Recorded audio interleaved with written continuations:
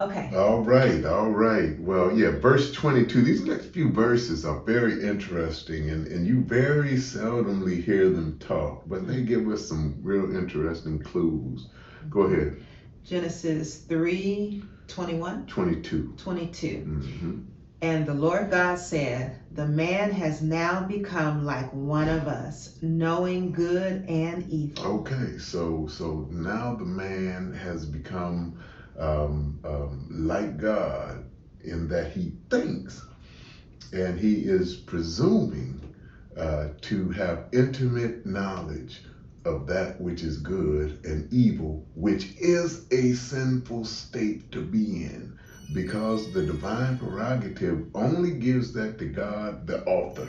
Only the author has that authority. We went over that in detail. Mhm. But now he is in this sinful, presumptuous state, so that he has been. That was the fruit. That was a result of the eating the fruit of the tree of the knowledge of good and evil, that now he is presuming to know good and evil, and has put himself in the place of God. And truly, every man, woman, boy, and girl in their own mind believes that they are a God. Not that they can make it rain. I'm just going to close this door right here. And not that they can make it rain or snow or anything or have these supernatural powers, but we exercise our godness in presuming that we know right, okay, and we try to influence the world around us and the people around us to get our way, Hmm. okay. And so that's what you have to deal with when you're dealing with people. You're dealing with somebody who in that way thinks they're a god. Mhm. Okay, and the problems and the friction that we have with one another, the friction that we have in our marriage and in our interactions, no matter what they are, who they be, is you have these gods rubbing shoulders and colliding with each other. Okay, thinking they know what's best, and if they could, bossing each other around, and even if they see bossing doesn't work, they might try fighting. If fighting doesn't work, they'll try manipulating, and they'll try tricking and try cunning and all different ways to get their way. Okay, because of that presumptuous aspect of man thinking that they know good and evil, not just for themselves, but for other people. We become busybodies even sometimes. And we love shows like Judge Judy and all the judge shows. That's because that's just that. It just brings that out. We want to be judges. And we see it in its worst manifestations through wars and governments wanting to have full control. We see that knowing good and evil in its most evil forms, with repressive governments who want to really put their thumbs down on the lives of their people to control every aspects of their lives. It's something to look out for. But it all stems from this. And so it says, the man has become like one of us to know good and evil. And then what does it say after that? Now, let me just read it. Now, lest he put out his hand and also take of the tree of life to eat and live forever. Okay, and the idea is to live forever in this sinful, rebellious, presumptuous state.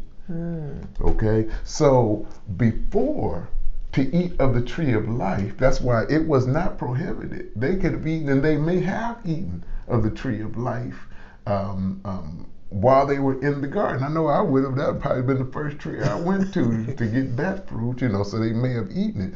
But now that they were in this sinful state, they would get locked in, okay, to this sinful state, and they would therefore be beyond redemption, okay, because now they would be locked in to this sin state, okay. Verse 23.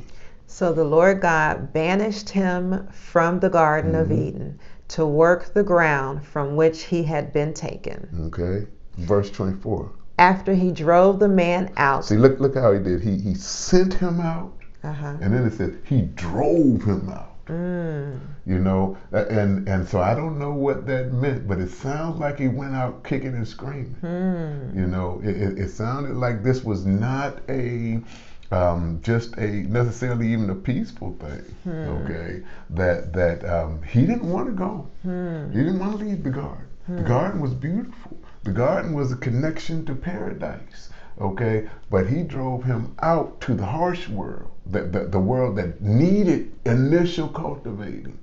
Okay, and so he was going to a place. The first place he was set into a garden that was cultivated by God Himself, that it was in order, that had everything lined up for convenience. Okay, and now he was going to be he was driven out. Okay, from look at the way it was placed. It was he sent him out of the garden to till the ground. Okay, now he had to start from the ground, not from trees. Wow. From the ground. Oh. Okay, and the ground that was now cursed. Okay, and that was a whole different thing of making a living. Okay, the first was paradise. Now is work. I'm talking about work from scratch. Wow. From scratch. So he drove out the man, and he placed cherubim. Did you read that yet? Okay, you read it then. Go ahead. Okay. Genesis 3:24. After he drove the man out, he placed on the east side of the Garden of Eden cherubim and a flaming sword flashing back and forth to guard the way to the tree of life. Okay, yeah. And we don't know how many cherubim, okay, whether it was one or a team of cherubim, okay, and a sword, okay. And the interesting thing, it says cherubim and a flaming sword. It doesn't say cherubim with a flaming sword, which is interesting, okay. This may have been a sword that was remote control, okay, that did not need a bearer, okay, because it says the sword turned every which way to guard the thing. So the sword is like the sword was, or maybe, you know, if we can imagine an angel, I mean, I'm talking about a super angel. This is not just your regular, common, everyday angel. Okay, this is a cherub. This is a very high-ranking angel. Okay, super powerful. Okay, I'm talking about an angel with the capacity, or angels. How many it was, we don't know, because this was a very important assignment. Okay, this is an angel with the power to destroy the earth itself and everything on it. Okay, this is a super being. Okay, nothing was getting in there. Okay, and bothering this tree. Okay, I don't believe Satan could have gotten past him. Okay, to get a piece to give to Adam to destroy him. Okay, it was guarded from Adam and from any other kind of being. Okay, it may still be guarded today. Who knows? Okay, but one thing about it, you ain't gonna get it. You ain't gonna get it because it was perfectly guarded. That's the point. Okay, and it says to guard the way to the tree of life. Okay, you can't even get to the tree. It guarded even the path to the tree of life, so that you couldn't get anywhere even close to it. And it says it guarded the path. And so we can also postulate that this may have even made the tree invisible. Okay, it guarded the way to the tree of life. Okay, kind of like the token, the city of Gondolin. Okay, that's too deep. But Yeah. it's like it was a city that nobody knew how to find, and so. Sauron and Morgoth, they couldn't even find the city of Gondolin because it was protected. It had like a blinding force field around it, and anyway, that's that's kind of a Lord of the Rings Silmarillion type of reference.